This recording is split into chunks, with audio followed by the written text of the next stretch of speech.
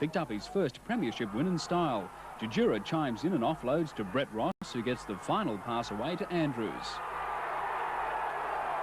Late in the game, Souths down to 12 men were defending against the Saints barrage when Brad Webb intercepted the pass and flew off for the try line some 90 metres away.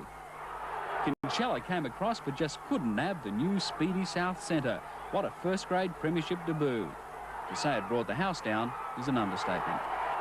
At the sports ground, there's 22, Canberra 10, Parramatta 23, Balmain 8, and St George 16, Manly 15. At Brookie, the match there got off to a fiery start with Manly and St George at each other inside the first minute of play. The Sea Eagles were first to post points, and they came 24 minutes into the match when Des Hasler scored a solo try. How's this for determination?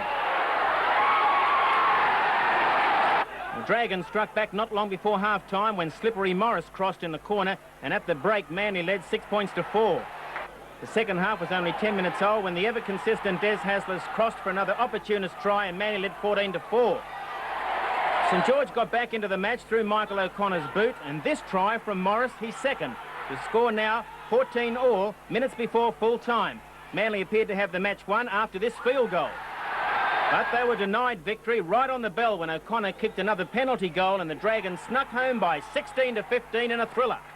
the first 40 minutes on their new home ground. The SCG proved a nightmare for last year's grand finalist St George.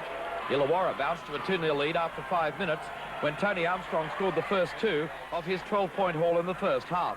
At the 25th minute mark, Michael O'Connor landed the equaliser, but that's as close as the Dragons went in the first half.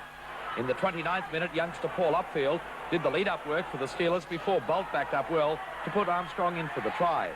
Armstrong landed the conversion and 2 further penalties as the Illawarra outfit went to a well-deserved 12-2 lead at half-time. And things didn't improve for the Dragons as the Steelers increased their lead to 18-2 early in the second half. And when Greg Mackey scored 17 minutes into the second half, it was all over for the Dragons in a big upset. The local Southside derby at Ronson Field had a sensational start. After just 3 tackles in the match, the Sharks scored. Chris Whittle's kick downfield was touched in flight by a St George player, which put Michael Porter, who was in front of Whittle, onside. Porter went ahead before drawing fullback Glenn Burgess and finding halfback Paul Kennedy, who then combined with winger Phil Doty before Kennedy backed up to score a shock try. From then on, though, it was no frills slogging football. Steve Linane dropped the field goal to put the Saints on the board. And then Dean Carney, playing his 100th game, sent Cronulla to half-time with a 6-1 lead. But ironically, the match winner for the Saints was Steve Funnell, who plays first-grade cricket for the Sutherland club. Funnell crashed his way over near the post, and with Michael O'Connor's conversion, the Saints were in front for the first time, 7 points to 6. Michael O'Connor edged the Dragons another point ahead with a planned field goal, and the Saints held on to win 8 points to 6 in a dour struggle. Now, next up, I'll be joined by my special guest, the Magpie halfback, great little player, Brett Clark. But first, a short break. Us with a launching pad for a very impressive back row of Welsh, Selby and Funnell. Now, they ran straight and they ran hard to create havoc in the Western Suburbs defence. Naturally, the backs lapped up the great supply of good ball they were offered, but most of these things emanate from the forwards. The loss of Bruce Clark and Wilfred Williams before the game would have been a bit of a blow to Western Suburbs. So, having said all that, right at the outset, Connor showed his beautiful footwork, beating Naden with a step and sprinting 40 yards. That must have knocked your backsides in a bit. I think that was the clincher. We'd been, at that stage, we'd been up near their 25. And they got back there with a kick, and the scrum, as soon as they score, it just takes the wind out of you. He's a magnificent athlete, that O'Connor. He's got beautiful... He's one of the most beautiful runners. Yeah. I don't know how other to put that, and I don't want to make it sound in weird terms. I want to come back to that little incident later on, because I think there were 2 things wrong with that. I thought there was dead-set double movement. I thought there was a dead-set shepherd in that, but the referee seemed to be adjacent to it. Nice bit of football from this Sheehan. Now, Sheehan's an unknown quantity around Sydney, but gee, he can run, can't he? Yeah, he's another West junior, very good footballer. He's been sort of in President's Cup and just in the junior sides.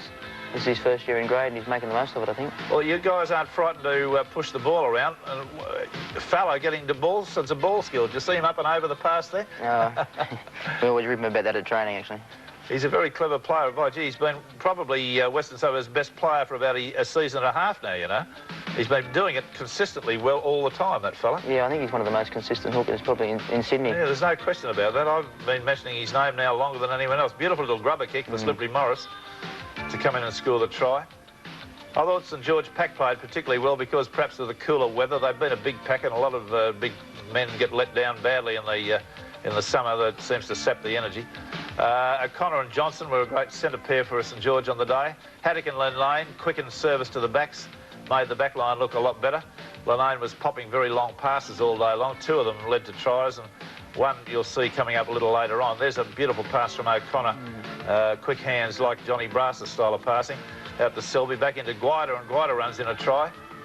He's a useful little player too. Yeah, very good. So 12,000 spectators out there, and they were pretty vocal. There's a nice pass from Brett Clark, getting a pass away underneath the body there to Petherbridge, who's taken out by Burgess, and the penalty awarded, quite rightly. Petherbridge's progress stopped after he'd kicked the ball, and the referee being told. Now, a long pass from Lane. Watch this one. Straight to Kinchilla. That's a beautiful pass, about the length of a cricket pitch, wasn't it? Yeah, it's a very good pass. He's pretty good with those, Steve. He does it consistently, like every week. He certainly does. I mean, Kinchilla, curiously, has been dropped as a result of that game, or a result of the Panasonic Cup game in midweek. I would have thought perhaps that try and his positional play in that game might have held him on there. The loss of Brett Gale early in the match was not much help either, was it? No, once you lose a player that early, I think it tends to throw your plans off a bit. Now, the bad news I had from his brother Scott yesterday was that he's out for the season. Apparently, yeah, he's got to have an operation, I think, on his ankle or his knee. That's terrible. Yeah. Now, Petherbridge at fullback, does anyone... how do I put this? I think he sidesteps too much. He slows himself down. Has anyone ever spoken to him about that, do you know? Not that I know of. It's just the way Rod plays. He's played the same. But sometimes he sidesteps, that's the first thing he thinks of doing, instead of just running sometimes. Yeah. And he stretched out beautifully and scored a try yesterday, which we're going to see in a minute. But sometimes he just seems to want to sidestep. It's on his mind all the time. Yeah. OK, you're not the man to discuss that with. I'll discuss that with him one of these days. Let's move on to the game from yesterday. And I thought this was... no, we're not. We've got a few separate incidents first. Let's go through them from that game. I told you I would show you an incident involving a try to Perry Haddock. Now, here's the incident. Now, here's a Shepherd to start with, as Guida runs straight into the back of Burgess. If that doesn't impede the defence, I'm a bad judge. Now, the criteria on a tackle, if a player is held in such a fashion that his forward progress is stopped, or the hand or arm holding the ball come in contact with the ground, a tackle has been performed. Both of those criteria were met there, and he's still allowed to try underneath the post. And that is, in my view, a bad decision. Continuing on, I want to show you a good bit of play by Western Suburbs, indicating, as we did in the first run of it, Sheehan's great form and the pace that he's got. The ability of this side this year, even though they're relatively lowly positioned at this stage, to still free the ball and keep the play moving so that the spectators are entertained as well as getting a good game of rugby league out of it. That was a nice move. And here's a nice little bit in the second half, which you'll see this young fella involved in up to his boot tops. Now, Schubert starts it by flicking to Clark. Clark gets it away to Cogger. Cogger goes wide, gets it to Sheehan. Sheehan comes back on the inside nicely, back into Clark, out to Cogger. And here's a bit of bad luck because it comes to Rawlings, and then Young is able to knock the pass down, and it was a good decision by the referee because it came off a Western Suburbs player back into Naden's feet, and he was in an offside position when he touched it. So that was sad. But it was just nice, a bit of bad luck that I think. Just one of those things that can happen, but a good bit of play. And the near try to funnel. Now, he didn't rule on a touch on a double movement before, and yet this one is less exaggerated than the Haddock one, in my view. Now, Funnel's the man pounding his way forward.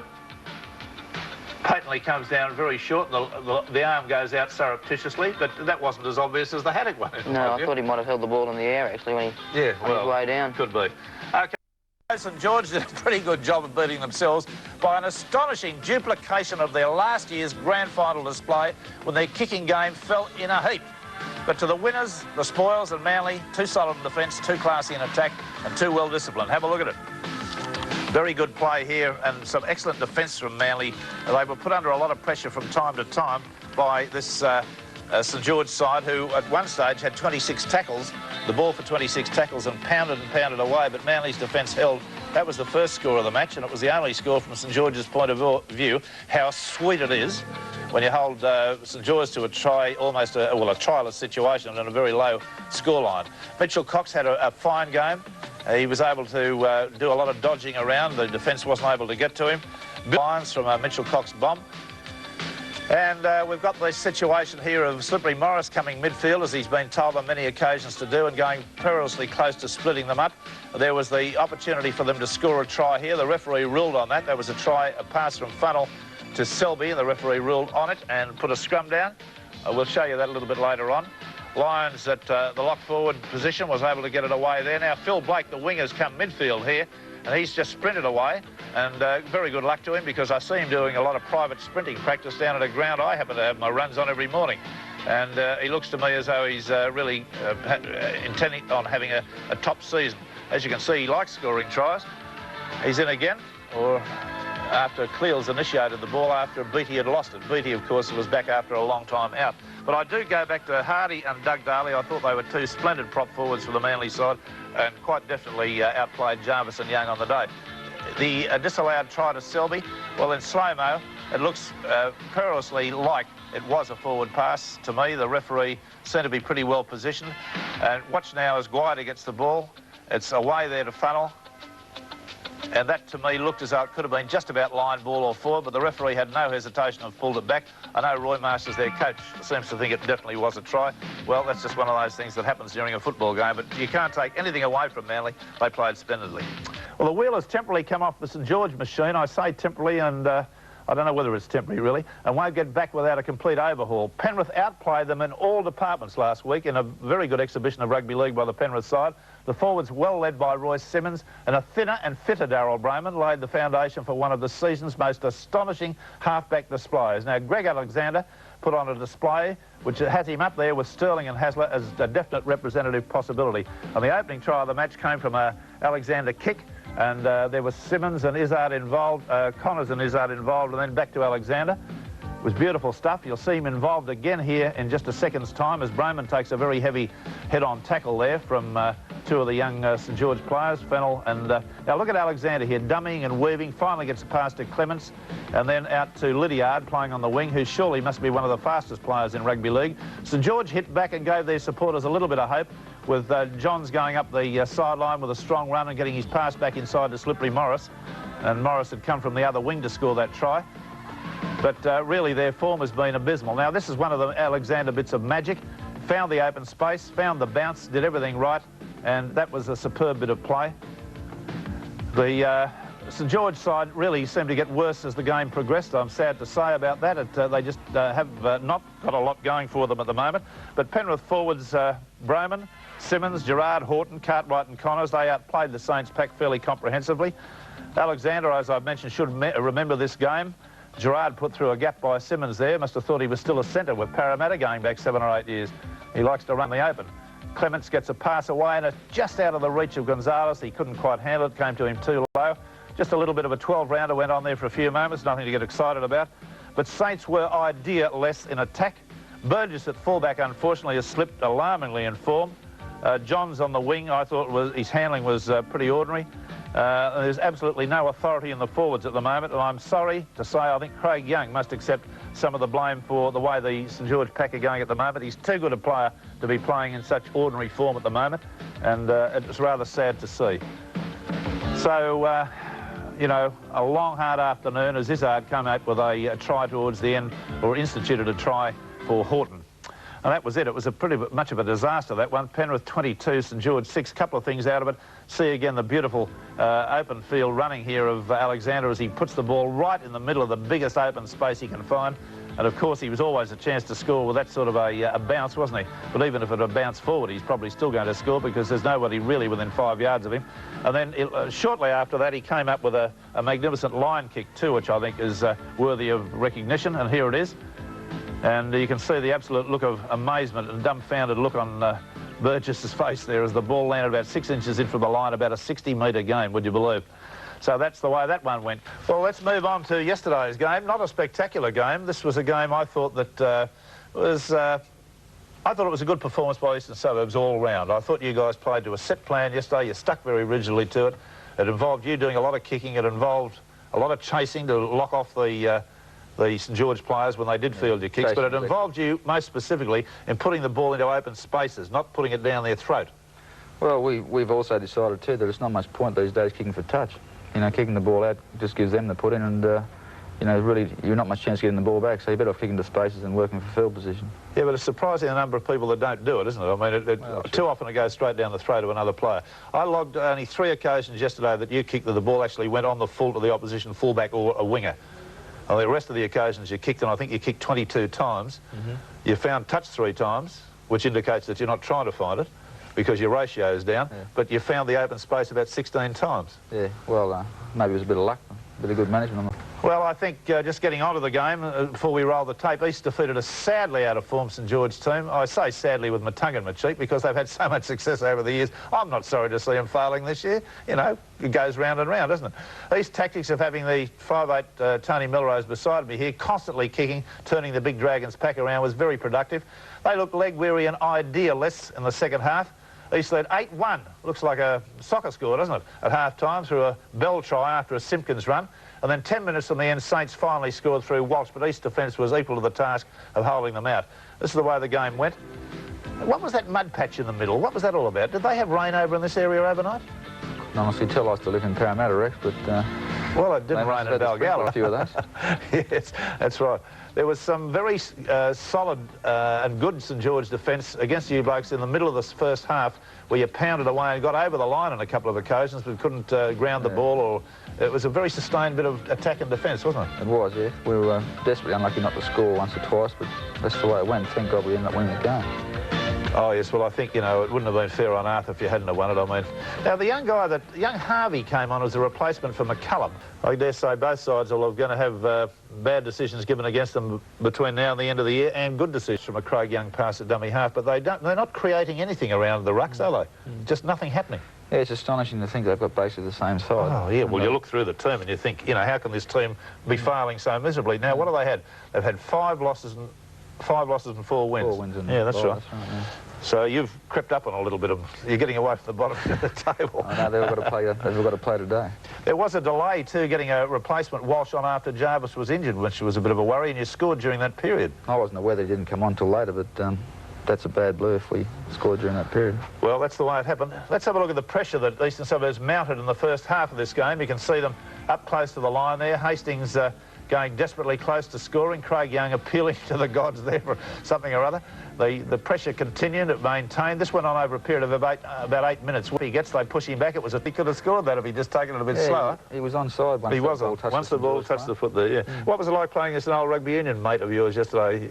Oh, Mick and I never came in contact too often, actually, just off scrums, but oh, he's a great player. You know, he's very balanced when he runs and he's got all the skills. Yeah. You know, I'd like to play against blokes like that. Now, quite definitely, I've had about 5. He has to go back for it. He knocked it on. That's all there is. Don't ring me up and complain about referees' decisions. God, spare me days. I've got enough trouble with Manly. I don't need St George fans appealing to me. The week before, the lead changed 4 times in the first half, and North and St George were level 12-all at the half-time break, and there have been several excellent tries scores. The second half was a continuation of the action with Craig Young's brilliance, as Mark has suggested, and the ball skills that he has, and the pace of Warford and Johnston being just a little bit too much for a game, but very unlucky North's team, who've now recorded 5 consecutive losses up until yesterday. And there was a great try right at the start with Les Kiss. He's been one of your good buys, hasn't he? Sensational, yeah. Were you disappointed that he didn't get a run in the State of Origin? Well, I was expecting he'd at least get a reserve spot. He's a good enough player by far.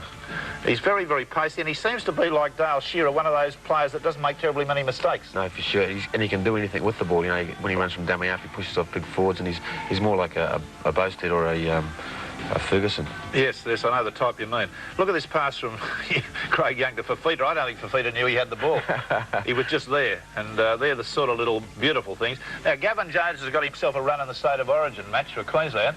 He's got some skills, hasn't he? He certainly has, and a big bloke too. I think he could make his career up there on Tuesday night. So you've got a couple of players from Queensland that are really top liners, haven't you? For Kiss sure. And Jones. Well, all our boys this year have been great. I think Brett French, he's going to be a sensation. Just some of the things he does on the football field, he's extremely fast, and he's a well-balanced footballer. He's got it all. Yes. I was particularly pleased with the great support you're getting there. Rex Wright, I've already mentioned him. I've got a bit of a rap about him because he's one of a number of very good hookers that are going around in Sydney, but I also like his ball distribution work from dummy half. Here's the pass you were talking about. We'll show that again on a replay. It almost happens too quickly, and the next thing you know, the camera took the dummy too, and there's Wolford 25 yards upfield by the time the cameraman realised the pass had been got away. And that sort of thing must have knocked you backside. This one right at the end, that's you reaching for the ball, getting a pass away. Now, the referee, you said, had put his hand up to say what? Well, I think he signalled that it was play on, and then we'll call back. I'm not too sure which pass he signalled play on, though. There was one was touched and float by a St George player. Yeah. So you don't really think that the try would it have made a difference in the end result in the game, do you think? Well, I hope, I'd like to think it would have, Rex, but, that's shut the gate at this stage. Wolford made a number of good, strong busts. That occasion he made a good one and got a pass back inside, but this is the only time I figured that the North Sydney defence folded, when O'Connor was able to go back and pick up a loose ball and give it to Johnson coming on the burst up the sideline. The rest of the time, the defence had looked pretty solid. Yeah, haven't been going too bad in the defence department. Well, that's a change, isn't it? Well, yeah, that is a change. Maybe. Come on, I've been watching North Sydney since 1938 or something, and they've shown some awful defence over. Well, yeah, I haven't been playing for them that long, though, Rex. No, don't start sending me out. Philip Painter. How has he come along from a North Sydney point of view? Are you happy totally with him? Yeah, to me he's... he's a Kiwi mate of yours. Are you going to say anything bad about him? No, isn't he a lazy player at times? He's not a real good trainer at times, but he's not a lazy player. To me, he keeps saying to me he's amazed why he wonders why he didn't come to North Sydney the first when he's happy there for the first time in Sydney football. Yeah. Let's have a look at a couple of things out of this. This is the Craig Young package that I put together. It's just a sequence of butt-edited things. Here, opening the game, he gets a pass away to Lanane, and Lanane can't handle it, but there was a try on there. His great ability to get beyond the advantage line and still stand in tackles. Yeah. No pass from the end of this, but I mean he's done exactly the right thing. He pops a very nice pass here. There he is. And right through to Selby and then on to Johnson. He ran about 45 yards. The one we've already shown you, see him there walking into position on the blind side. From Guida, he gets the pass, and quick as lightning, it's out of his hands into Fafita. And Fafita really, I don't think, knew he had the ball in his hands there. He suddenly got it, he felt it in his stomach, and he went over and scored the try. Another one here where he looks on the outside, throws the little dummy, steps his way through.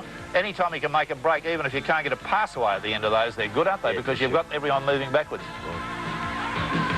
And this is sensational spot here. No, this is not the one. This is another occasion getting beyond the advantage line. But the last one, I think you'll find this might be it. Yep. Now we slow it right down. No, it's not the last one. It's the second last one, but it's an equally good one. Fafita living off him again. He's like a shearer's dog chasing him there on the outside, and that was ended up in an intercept. Now, here we go. This is the one. Now, you've got to be very quick to see him lose the ball there to Wolford. Yeah. And the camera picked it up a little bit later, and our videotape editor just edited a little bit out of that to get the dead action out. They're the sorts of things this bloke can do. He was astonishing in the difference, I think, between the two sides on the day. Yeah, the North Sydney bombing a try to Florimo, and we'll have a look at that again. There's a little kick being put through by Cannon. It goes from Cannon back to Mark.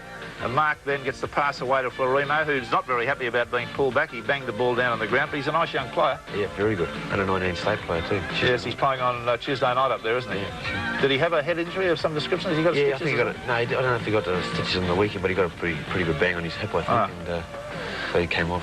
And an astonishing thing happened. I'm not sending the player up. In the hurly-burly of the moment, anything can happen. Watch Lanane attempt to kick the ball here and miss it completely. A little grubber kick attempt coming through. Now, you wouldn't believe a player of his skill, known skill, could do a thing like that. OK, that's last week. Steve Lanane opened the scoring after 16 minutes with a neat field goal, but this was the only time the Saints were to be ahead. Canterbury's bits and pieces outfit then took control, with the Mortimer brothers Peter and Steve combining before Turvey darted across under the posts. 3 minutes later, St George again paid the penalty for hanging off in defence. Michael Hagan should have been put down a couple of times, but wasn't. He went through the gun-shy defence before sending winger Sandy Campbell racing away to score, and the Bulldogs led 10-3 at the break. Canterbury prop Peter Johnston put his side further ahead with a penalty before the disappointing Saints gave their fans some hope of a fight back. Billy Note, the Dragons' best player, made the bust to send his partner John Fafita in for the try, and with Walford's conversion, it was 12-11. But a foolish shepherding infringement by Chris Johns while in possession gave stop-gap kicker Peter Johnston the chance to put the Bulldogs further ahead. He made no mistake, and Canterbury repeated last year's grand final result, winning 14-11. And so the premiership table tonight, 36 points to 8. Balmain 28, Canterbury 0, and Saints 18 back in the winner's circle, defeating Souths 12.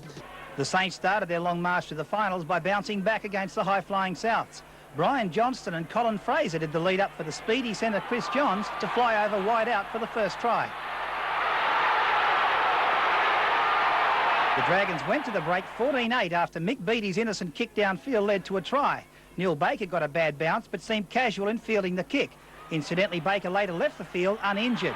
Chris Johns came through to keep it alive before Brian Johnston celebrated his 100th game with the easiest of tries. South's only try for the match was a fluky effort which came after Craig Coleman's grubber kick had rebounded onto Bronco Tajura's foot, and he did the rest. The Saints sealed the match after the break when Chris Johns looked certain to score. And from the play the ball, Jeff Selby found big Steve Funnell, who capped off a top game with a try that wrapped it up for the Dragons.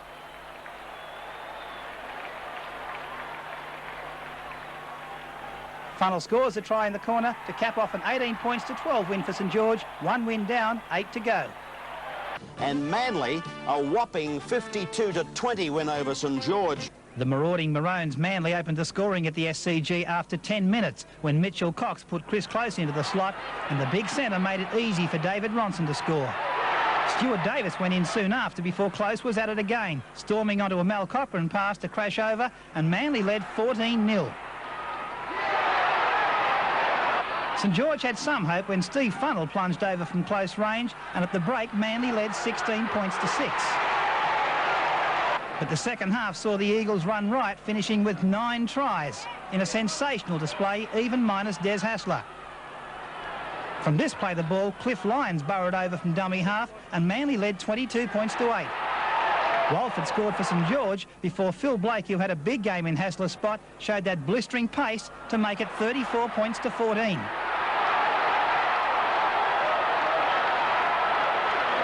Then a clever chip kick by Mitchell Cox caught the Saints napping, and Dale Shearer got to the ball to score, and it was 40 points to 14.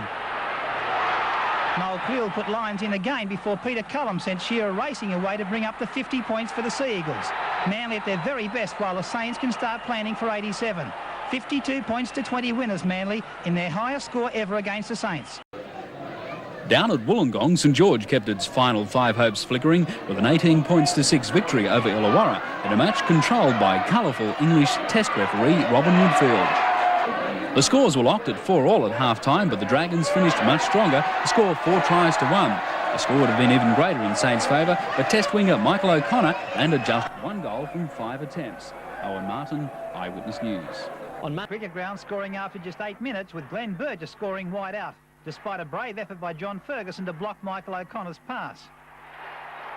But 7 minutes later, Canberra, with nothing to lose, took control. From this scrum, Mal Meninga put Craig Bellamy into a gaping hole, and he found Gary Belcher on the inside before little Ivan Henjak loomed up to finish off the try against his former club. Canberra now led 6-4. 3 minutes later, they were in again. Henjak started it before Rowan Brennan and Gary Belcher handled for John Ferguson to go down the wing.